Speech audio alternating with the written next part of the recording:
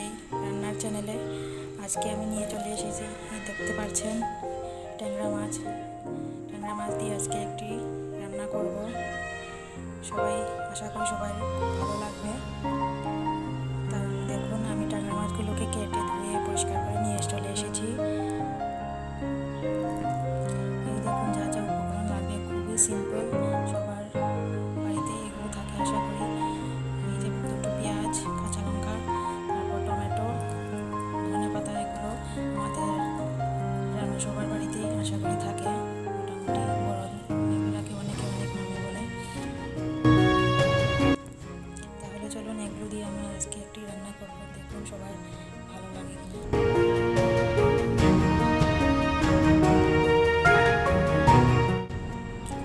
মাছগুলোতে এবার হলুদ আর নুন মাখিয়ে নেব।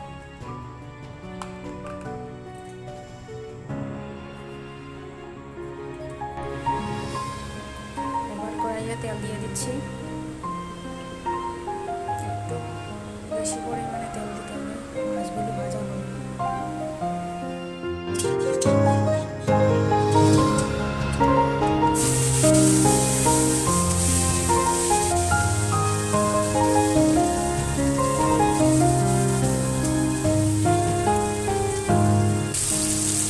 মাছগুলো ভাজা হতে থাক, ততক্ষণে আমি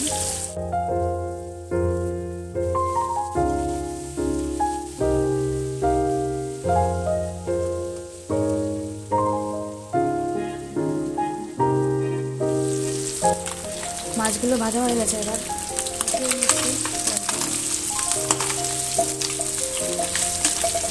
বেশি ভাজা হলে খেতে ভালো লাগবে না।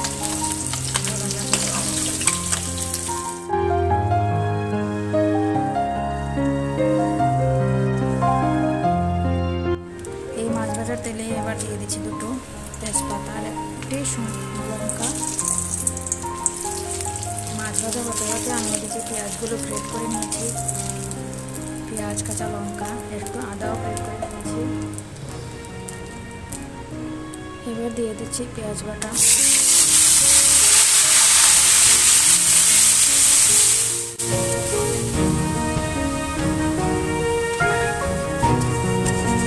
পেঁয়াজটা একটু ভেজে নেব, তারপর দেবো এটা খুবই সিম্পল, কিন্তু খেতে খুবই মজার। অবশ্যই জানাবেন কেমন হয়েছে আমার রান্নাটা, সবাই কমেন্ট করবেন। একটু ভালো হয়ে গেছে, এখন দিয়ে দিচ্ছি আদা কুচি, গ্রেট করা আদা, টমেটো,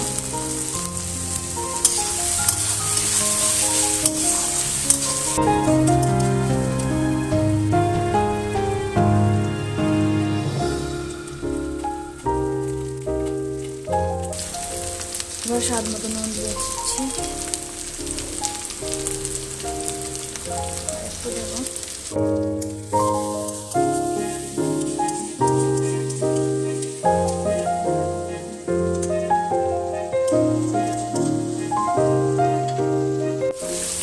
আমি এখানে একটা হলুদ, মরিচ এবং জিরে গুঁড়ো দিয়ে একটি মশলার পেস্ট বানিয়েছি।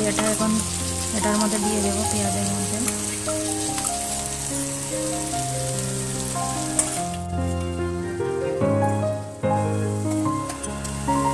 এবার সব মশলাগুলোকে ভালো করে কষিয়ে নেব।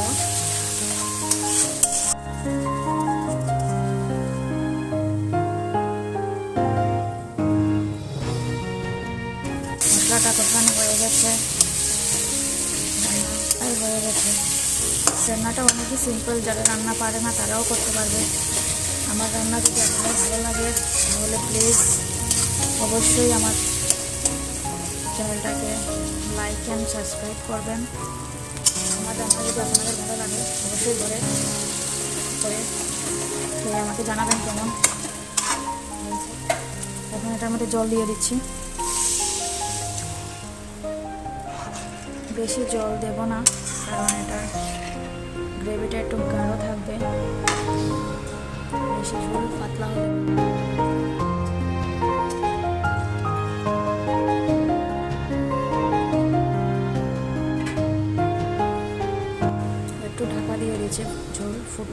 ফুটলে তারপর মাছ দেবো।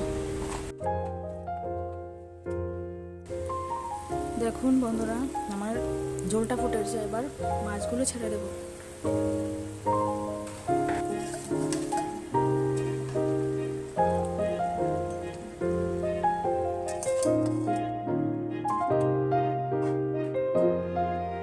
চেরা কাঁচা লঙ্কাগুলো দিয়ে দিচ্ছি উপর থেকে।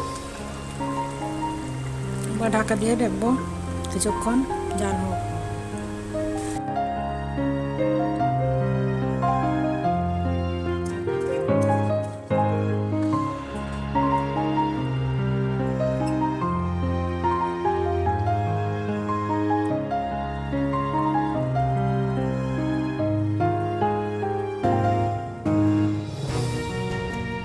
দেখুন বন্ধুরা, ঝোল ফুটে অনেকটাই ঘন হয়ে গেছে। এবার আমি উপর থেকে ধনে পাতা দিয়ে দেবো, তারপরে নামিয়ে নেব।